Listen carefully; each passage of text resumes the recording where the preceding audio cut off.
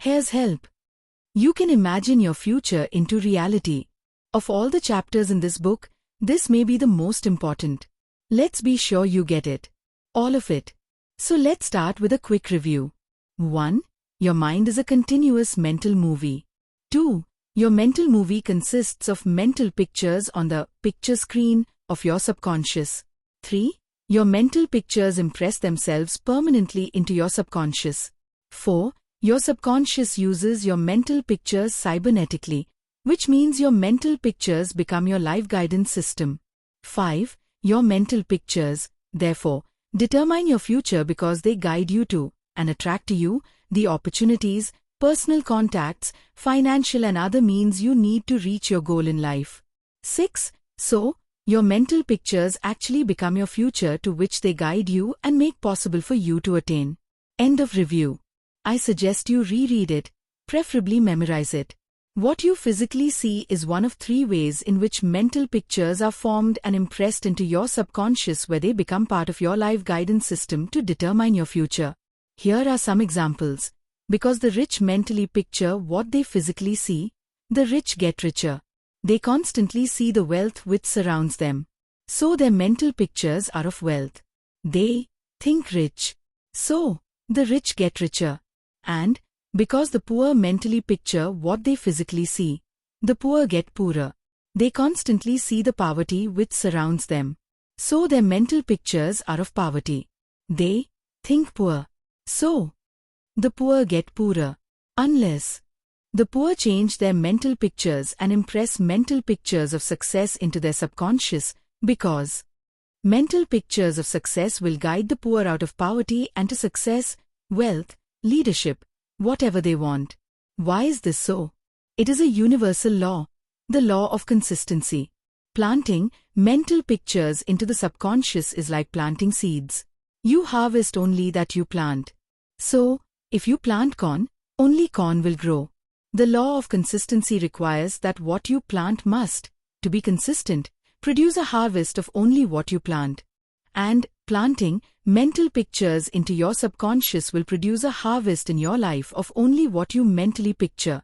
It cannot be otherwise, because it must be consistent.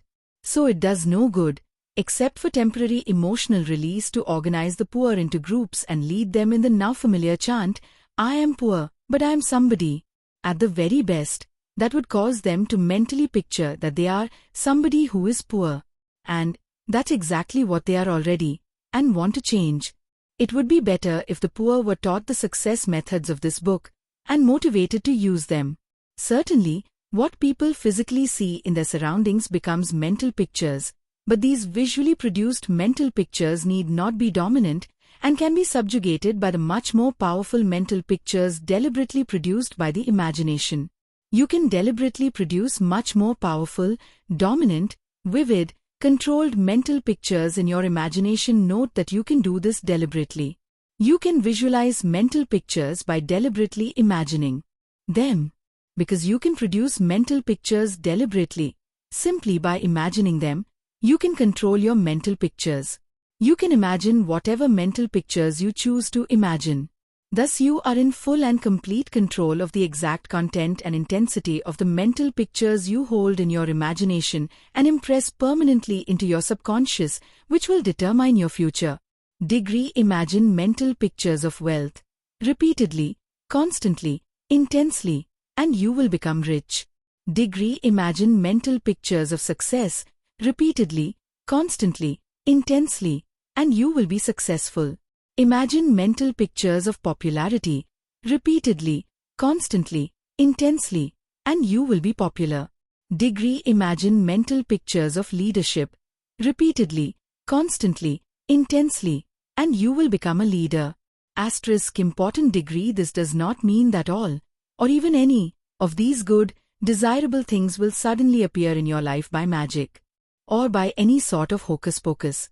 So do not sit idly holding a basket, waiting for these goodies to fall from the sky. What the foregoing statements mean, and what this book specifically teaches, is that your mind is a continuous mental movie consisting of a constant flow of mental pictures which become a part of your subconscious life guidance system. Your subconscious uses your mental pictures, good or bad, to cybernetically direct your life, for better or worse, so that whatever you picture becomes real.